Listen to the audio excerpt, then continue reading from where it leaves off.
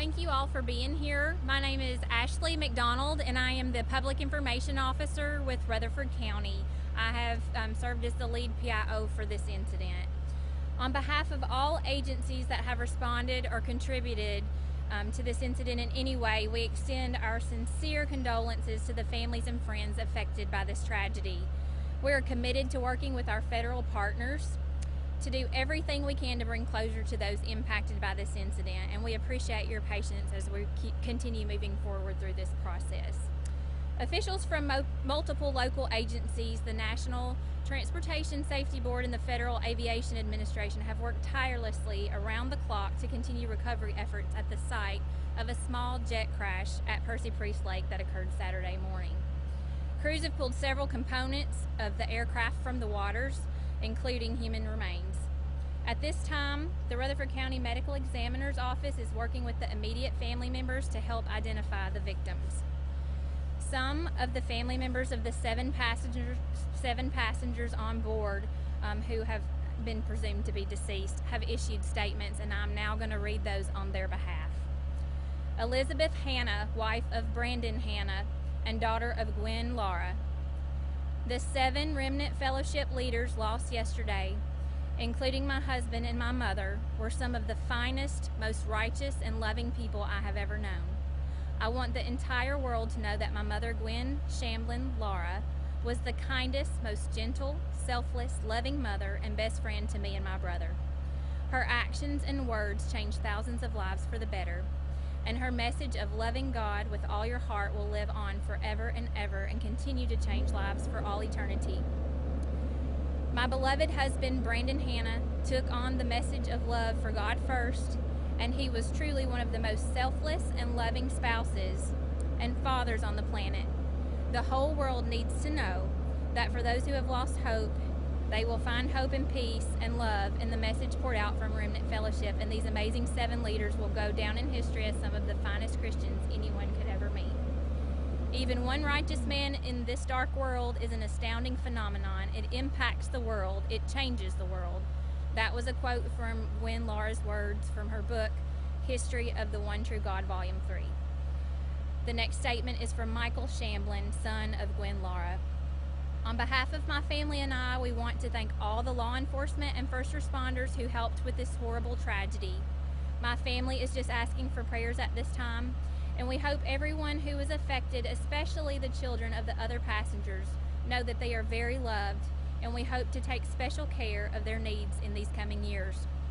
My mother was a very special person, and her memory will definitely remain for a very long time, as she has a place in millions of people's hearts around the world through her work with the Way Down workshop. Joe Laura was such a wonderful husband to my mother, and he will be missed. Thanks again to all who have helped us and these families during this difficult time. The final statement is from Ashton Martin Jost, daughter of David L. Martin and Jennifer Martin, and Diane McCord, Jennifer Martin's mother. Ashton Martin Jost and Diane McCord, on behalf of the family of David and Jennifer Martin, want to express their gratitude to the rescue personnel, police, investigators, and Rutherford County authorities assisting with this tragic incident and the investigation, including those they met with last night. They also want to thank everyone who has reached out with prayers and well wishes. So that's the conclusion of the statements from the family. We just want to say, as a reminder to anyone in the area who plans to come to this area tomorrow, we realize that it's a holiday weekend, but the Lamar Hill boat ramp does remain closed, as does the Fate Sanders recreational area. So people need to stay out of those areas. Civilian boaters are strongly encouraged to avoid those areas, as well as those areas that are marked with public safety boats. And any questions regarding the investigation need to be remitted to the National Transportation Safety Board, as they have taken over today. They have representatives on site today.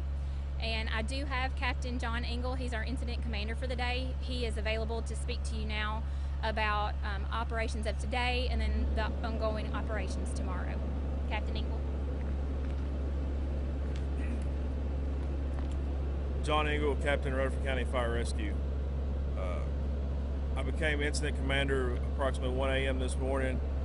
Recovery operations continued overnight. Watercraft conducted searches along the banks and on the surface of the water until approximately 10 a.m. this morning. Rescue teams from Rutherford County Fire Rescue, Metro Nashville Office of Emergency Management, Metro Nashville Police Department, and the Wilson County Emergency Management began dive operations.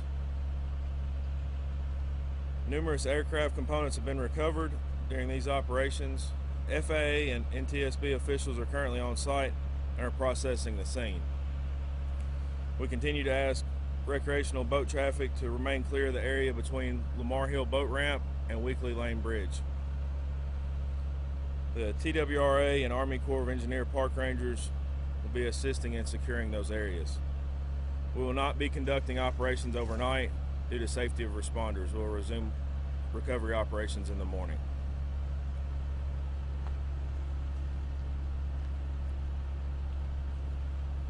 Does anybody have any questions for Captain Inkle?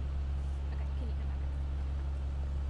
I wanted to ask how you plan on getting that plane out of the water. Is there any plans to bring a crane in or anything? The plan now is to work over the next couple of days to remove the remaining wreckage. And any idea how you might do that? We'll probably use some lifting capabilities, either a crane or airbags.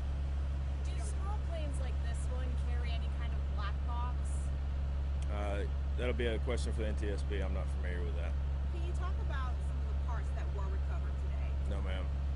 Everything will be referred to NTSB for that. So you can't say if the plane has been taken on shore? We're still working to recover the plane. Has the exact impact location been identified yet? No, ma'am. Did any witnesses report seeing anything in the crash? I wasn't involved in the investigation portion of that. And conditions are your crews finding right now? Any challenges you're being faced with? Percy Priest has very low visibility for the divers, so it's very time consuming to work through the black water, as we would call it. I know that you have mentioned that the ME is working with family members. Have they been able to positively identify any remains yet or no? That will also be part of the investigation. That will be those questions will be answered by NTSB. I know you had mentioned that you don't know if there's a black box. Are there any kind of recordings in the plane leading up to the moments that will give any kind of indication as to what living? So all of the questions regarding the investigation are actually going to have to go to the National Transportation Safety Board. So once this conference is over with, I will be happy to give you their contact information to ask those questions. But we can't answer any questions regarding the investigation, the plane, anything like that right now. And can you just talk about tomorrow? You know, we're going to stop tonight, but then tomorrow pick up. What resources are you going to resume using again? All of the resources that we currently have on site, we're going to continue to work with them. So divers, things like that. Divers and yes, absolutely. The agencies that have been on scene the last couple of days. At what point will you make the decision to sort of pull back on some of those resources? It won't be our decision. Again, that's an NTSB question. Do we plan to hear from them sometime tomorrow? Do you know? That's unclear at this point, but obviously if there's going to be some type of statement from MTSB, either we will be in contact with you all or they'll be in direct contact with you all. And we will send out a follow-up release after this news conference with most of the same information, but it will also have that contact information for the NTSB for you all. And if I do not have your email address and you're not on our current distribution list, please see me and we'll get you on there. About how many people are involved in recovery efforts right now? We have probably somewhere around 100 people on scene at any given time conducting the recovery operations.